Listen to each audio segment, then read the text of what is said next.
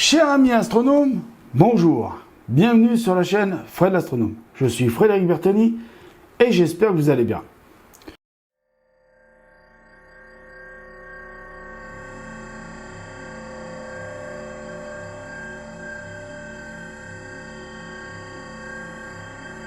Alors aujourd'hui, je voudrais vous parler d'un dossier qui est apparu dans le journal Sciences et Avenir de janvier 2018, le numéro 1204, le voici, Sciences et Vie. Donc voilà, donc la vidéo n'est pas du tout sponsorisée par Sciences et Vie, Sciences et Vie n'est pas du tout au courant que je parle de leur journal aussi sur la chaîne, donc il n'y a pas de sponsorisation. Un dossier qui a été écrit par Mathilde Fontaise, Romain Ikonikov, Mathieu Grousson et Benoît Ray. Alors, je ne sais pas si vous l'avez vu quand je vous ai montré le magazine, mais en gros c'est, donc le titre commence par Big Bang, espace-temps, galaxie, trou noir, ils sont à l'origine de tout. Alors, moi, bon, j'ai lu le dossier, je ne vais pas refaire le dossier, je ne vais pas reprendre tout le dossier de Sciences et Vie parce que ce serait du plagiat vidéo. Mais je vais quand même en parler un petit peu là dans la vidéo, vite fait, parce que je ne vais pas non plus faire 3 heures là-dessus. J'essaierai de refaire des vidéos plus complètes là-dessus, plus tard. Mais je me suis dit que ce serait intéressant de savoir la réaction un peu de mes abonnés à ma chaîne. Qu'est-ce que vous en pensez, vous? Alors, en substance, en premier lieu, il faut comprendre qu'il nous explique que, bon, des trous noirs, il y en a plusieurs sortes. Mais ça, on le savait déjà. Qu'il y avait des trous noirs stellaires, des trous noirs intermédiaires, des trous noirs supermassifs, des micro-trous noirs que, bon, nous avons plus ou moins découvert ces dernières années avec le LHC, Large Hadron Collisionnaire, qui se trouve entre la Suisse et la France, qui est dirigé par le CERN. Et là, on apprend dans l'article donc qu'il y a 4 sortes de trous noirs, mais qu'il y en aurait un cinquième, qu'il y aurait une cinquième sorte de trous noirs, une cinquième famille de trous noirs. Ce serait des trous noirs primordiaux à 4 dimensions. Alors là, déjà, première question, moi je savais que notre univers a 4 dimensions. C'est-à-dire, tout le monde le sait que l'univers a 4 dimensions. 3 d'espace et 1 de temps. C'est ce qu'on appelle l'espace-temps. D'accord? Albert Einstein nous l'a bien expliqué ça. Maintenant, dans l'article, il nous explique que, en réalité, notre univers serait... Alors attention, tout ce que je dis là dans cette vidéo, maintenant, ce ne sont que des hypothèses et rien d'autre que des hypothèses. Du début à la fin de cette vidéo, ce ne sont que des hypothèses. Il n'y a aucune théorie encore vraiment là-dessus. Il commence à se poser des questions. Donc, grosso modo, dans l'article, alors, je ne vais pas faire l'article tout entier, et je ne vais pas vous le lire l'article, et je ne vais même lire aucun truc de l'article. Mais d'après ce que j'ai compris, en matière vraiment succinct, c'est que d'après certains chercheurs, en ayant étudié la mécanique quantique, la théorie des cordes, la relativité générale, il se sera aperçu que peut-être, j'ai bien dit peut-être, notre univers serait né d'une sorte, pas d'une sorte, mais comment dire ça, parce qu'il faut que je reste prudent là-dessus, d'une explosion d'une étoile qui elle-même serait une étoile à 4 dimensions. Je vous expliquerai, je vais vous lire quand même le petit bout qui explique ce que c'est un trou noir à 4 dimensions, et je vais quand même vous expliquer ce que c'est une étoile à 4 dimensions. Enfin, je vais lire les explications données par l'article, je ne vais pas vous le dire moi-même. Donc, l'explication, c'est que donc la première chose, moi, laquelle je voudrais vous faire réagir, c'est que on se demande, ça fait des années qu'on se demande d'où vient l'univers, comment il a été construit, comment il est né. Et là, des scientifiques, en étudiant en étudiant les théories quantiques, les mécaniques quantiques et les théories des cordes et la relativité générale, et en étudiant bien évidemment le comportement des différents trous noirs qu'on connaissait jusqu'à maintenant, trous noirs supermassifs, trous noirs intermédiaires, trous noirs stellaires, trous noirs micro-trous noirs, ils se sont aperçus que peut-être que l'univers serait né d'un trou noir primordial à 4 dimensions. Donc moi c'est ça surtout que je voudrais vous faire réagir là-dessus. Alors je ferai des vidéos plus complètes là-dessus plus tard, mais déjà moi je voudrais avoir vos réactions là-dessus, d'accord? Alors maintenant, pour finir un petit peu la vidéo là-dessus, je vais sur cette histoire de trou noir primordial, je vais vous lire un petit bout d'article pour vous expliquer un peu ce que c'est ces trous noirs à 4 dimensions.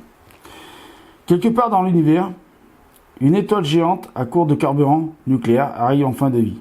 Incapable de contrebalancer la colossale force de gravitation qui la comprime, elle s'effondre sur elle-même et explose.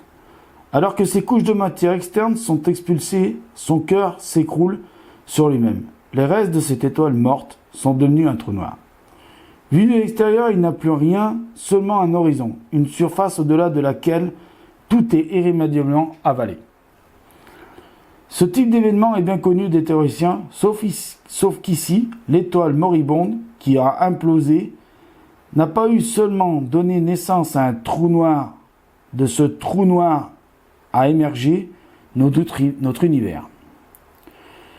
Autrement dit, la formation de ce trou noir serait à l'origine de notre fameux Big Bang, jusqu'ici inexpliqué. Il faut dire que ce trou noir n'est pas n'importe lequel. Il est né de l'effondrement d'une étoile qui n'a pas 3 dimensions comme celle de notre cosmos. Non, cette étoile primordiale en a 4. Longueur, largeur, hauteur, plus une dimension orthogonale. Aux 3 premières, que l'on aura du mal à nommer.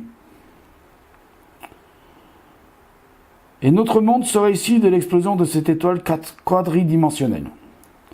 Reconnaissons-le, notre cerveau n'est pas capable pour se représenter une telle chose. D'abord, cela nécessite de penser un espace à 4 dimensions, aisé mathématiquement, vertigineux mentalement. Il faut ensuite imaginer dans cet espace une étoile qui implose pour engendrer un horizon sphérique et tridimensionnel, de la même façon que la surface d'un volume en 3D et en 2D, la surface d'un objet en 4D est en 3D. Puis faire correspondre mentalement la création de ce trou noir avec l'événement à l'origine de la naissance de notre univers. Voilà, ça c'est l'explication du début de l'article sur ce phénomène d'étoiles primordiales à 4 dimensions, c'est-à-dire 3 dimensions d'espace, une 4e orthogonale, qui engendrait à l'implosion de cette étoile, c'est-à-dire à la fin de vie de cette étoile, elle imploserait, formerait elle-même en implosant un trou noir à 4 dimensions, c'est-à-dire 3 d'espace plus une orthogonale, qui à la surface de ce trou noir, donc de l'horizon de ce trou noir, à la surface de l'horizon de ce trou noir, alors attention, c'est cite l'article, hein, c'est pas moi qui le dis. Ne venez pas m'insulter et dire t'as dit ça. Non, j'en ai rien dit.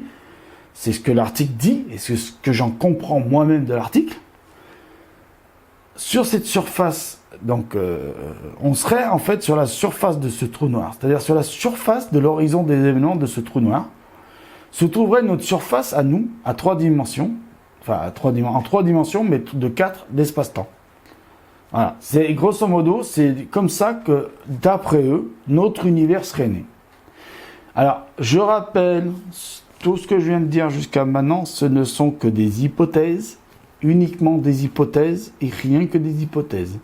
Ça veut dire que, pour le moment, il n'y a rien de mathématiques, d'équations, et il n'y a même pas un début de théorie là-dessus.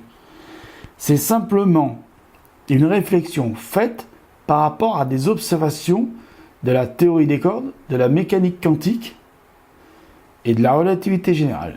Et avec, bien sûr, les dernières découvertes faites sur les trous noirs. Voilà. ce n'est qu'une réflexion. Voilà. Donc, vous avez compris le principal de cette vidéo, c'est de savoir, vous, ce que vous en pensez. Si vous pensez vraiment que ces étoiles à 4 dimensions ont existé, parce que bon, maintenant, comme ça a formé notre univers, et que ça a formé peut-être d'autres univers, ces étoiles à 4 dimensions, il y en a peut-être encore, mais il y en a peut-être plus. Est-ce qu'elles seraient implosées pour former des trous noirs primordiaux à 4 dimensions? Allez savoir. Vous comprenez bien que les 4 dimensions, normalement un objet chez nous, c'est un objet à 3 dimensions.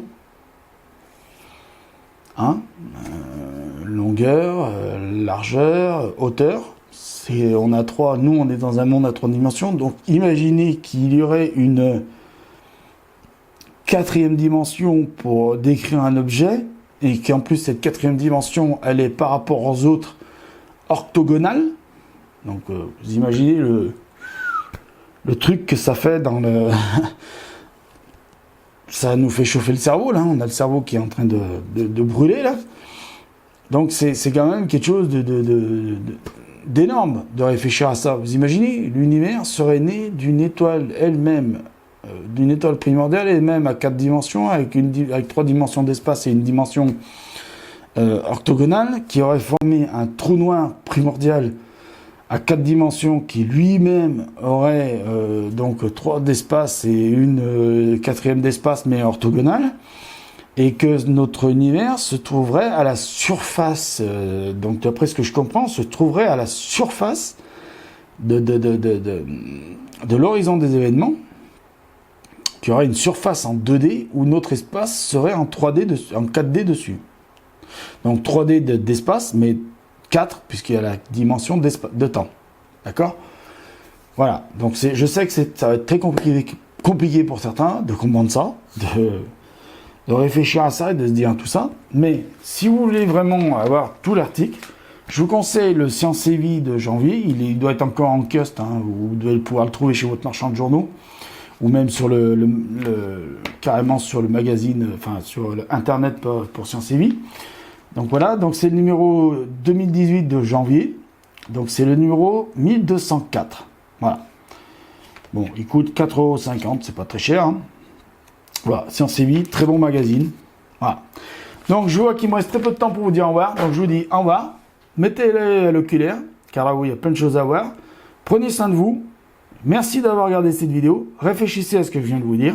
Essayez de, voilà, trouver l'article. Et puis je vous dis à bientôt.